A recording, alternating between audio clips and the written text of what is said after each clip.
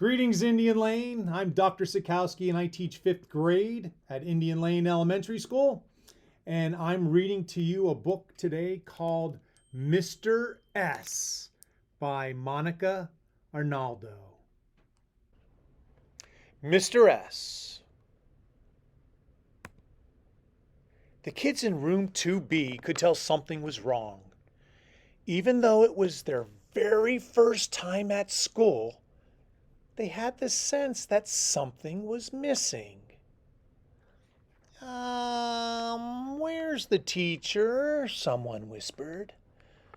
Well, shouldn't they be here by now? Asked somebody else. If you look out the window, you can see a man with his hands on his head with a tree down on his car. The children looked at each other and then back toward the front of the class. Where there should have been a teacher, there was only a stack of papers, a mug of coffee, and an impressive-looking sandwich. "Yeah, no teacher means no rules!" cheered half the class. "Absolutely not!" scolded the other half. But before they can argue any further, aloud came from the front of the room as a ruler clattered to the ground. "Oh, who did that?" the kids whispered, eyeing the teacher's desk nervously. But there was only the sandwich. The clock ticked and the mug steamed, but the sandwich lay remarkably still. You don't think," said one half of the class. "Oh, don't be ridiculous," said the other. "Look," called a kid from the back of the room, pointing to the chalkboard. There, written in perfectly neat handwriting, was a name. Mr. S.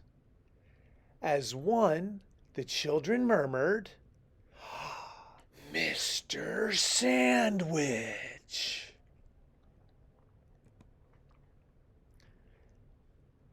Look out the window. That settled it. Everyone got straight to work. C is for club sandwich.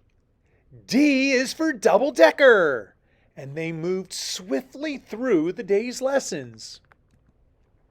Mr. S was tough, but fair. If you look out the window, you can see lightning hitting the car. The kids all loved art class. "Look over here." "Next page, please." Story time ran a bit long.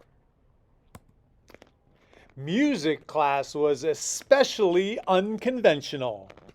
"Mary had a little lamb, little lamb, little lamb. Mary had a little lamb on some nice rye bread." As the day went on, some students began to wonder, is there something unusual about Mr. S? Well, we've never had a teacher like him. We never had a teacher at all. The children argued quietly, and then, not so quietly, "A sandwich can't be a teacher." "Well, why not?" "Yeah, why not? There's all sorts of teachers." "There's piano teachers, salsa teachers, computer teachers." Suddenly the door burst open. The children in room 2B were perfectly silent as a very wet man made his way to the front of the class. "Children," said the man whose jacket was smoking as though it had recently been on fire, "I'm sorry I'm late." The kids blinked at one another. "I've had an unusual morning," he continued. "So, I'm afraid we didn't have time for a proper introduction." The wet and smoky man picked up a piece of chalk and began to write on the board.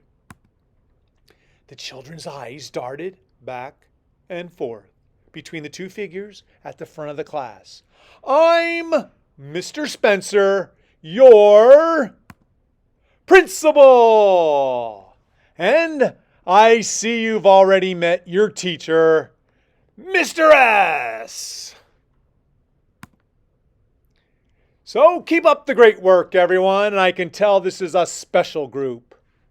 Looking around the room, the children had to agree.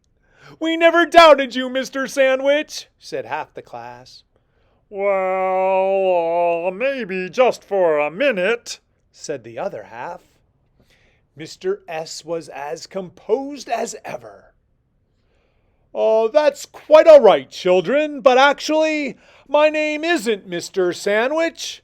The S stands for..."